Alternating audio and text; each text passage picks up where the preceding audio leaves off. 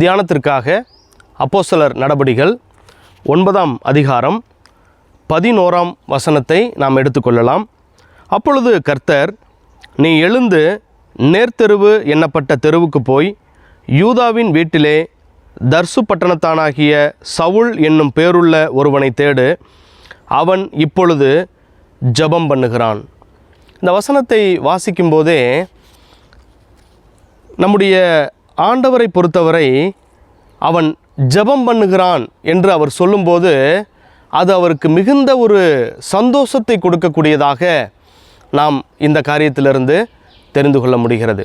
ஆண்டவர் மனிதனுடைய காரியங்களை பார்த்து அவர் சந்தோஷப்படுவதிலே மிக முக்கியமானது எது என்று நாம் பார்க்கும் பொழுது, ஒரு மனிதனுடைய, ஒரு நபருடைய ஜெபம் ஆண்டவரை ஆச்சரியப்படுத்துவதாகவும் சந்தோஷப்படுத்தக்கூடியதாகவும் காணப்படுகிறது. எனவே இந்த காலை வேளையிலே நாம் எவ்வளவு தூரம் ஜெபத்திற்கு நாம் முக்கியத்துவம் கொடுக்கக்கூடியவர்களாக நாம் இருக்கிறோம் என்பதை நாம் சிந்தித்து பார்க்க வேண்டும். ஒருவர் சொல்லும் பொழுது, கிறிஸ்தவ மதத்திலேயே எனக்கு மிகவும் பிடித்த ஒன்று ஜெபிப்பது தான் என்று ஒருவர் சொல்லியிருக்கிறார். அவரே சொல்லும்போது, நான் கிறிஸ்தவனாக இருக்கிறேன், இதில் எனக்கு பிடித்தது ஜெபம்தான், ஆனால் நான் எதிலே குறைவாக இருக்கிறேன் என்று சொன்னால் ஜெபிப்பதிலே தான் நான் குறைவாகவும் இருக்கிறேன் என்று அவர் சொல்லியிருக்கிறார். எனவே நம்முடைய வாழ்க்கையிலும் கூட ஜெபத்தை பற்றி நிறைய அறிந்து வைத்திருக்கிறோம்.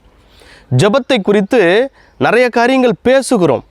ஏன் ஜெபத்தை குறித்து ஒரு புத்தகத்தை எழுத சொன்னால் கூட நம்ம என்ன செஞ்சுருவோம், எழுதிவிடுவோம்.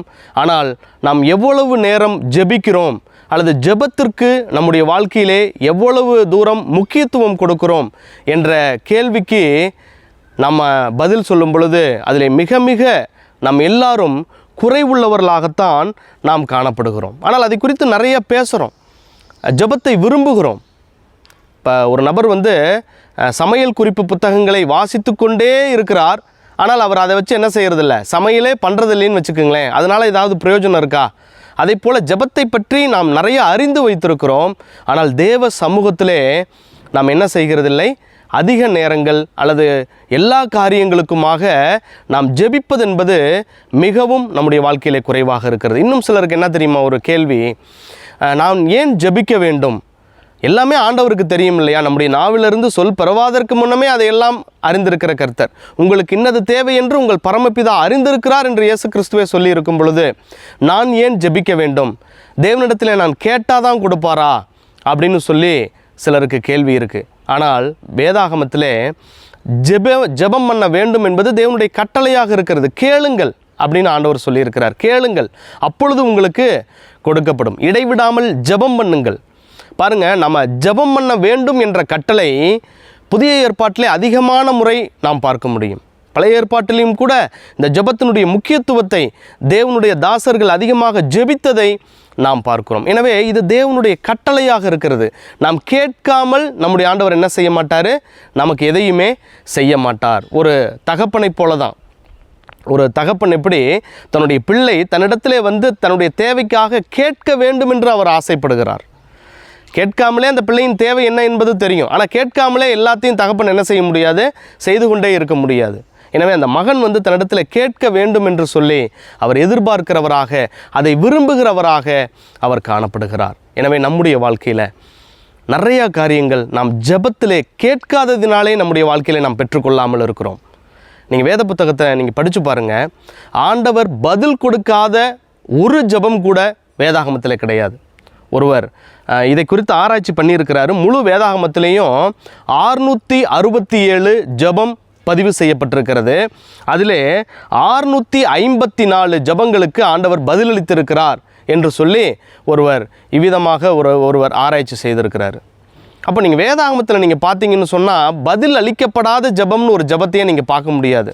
நீங்கள் உடனே கேட்கலாம், இல்லைங்க நான் இந்த காரியங்களுக்காக ஜெபம் பண்ணேன், ஆண்டவர் அதுக்கு இல்லைன்னு சொல்லிட்டாருன்னா, இல்லைன்னு சொல்கிறது கூட ஒரு பதிலாகத்தான் இருக்குது. ஜெபிக்கப்படாத ஜெபம் நிறையா இருக்குது நம்முடைய வாழ்க்கையில், ஆனால் பதிலளிக்கப்படாத ஒரு ஜெபம் கூட கிடையாது.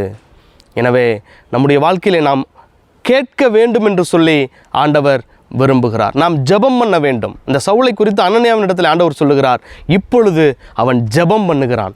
அதை எவ்வளவு தூரம் ஒரு தனிப்பட்ட ஒரு நபர் ஒரு தெருவில் ஒரு வீட்டில் அவர் முழங்கால் படி போட்டு ஜெபம் பண்ணுற அந்த ஒரு காரியத்தை ஒருவேளை அது வேறு யாருக்குமே தெரியாமல் போயிருக்கலாம்.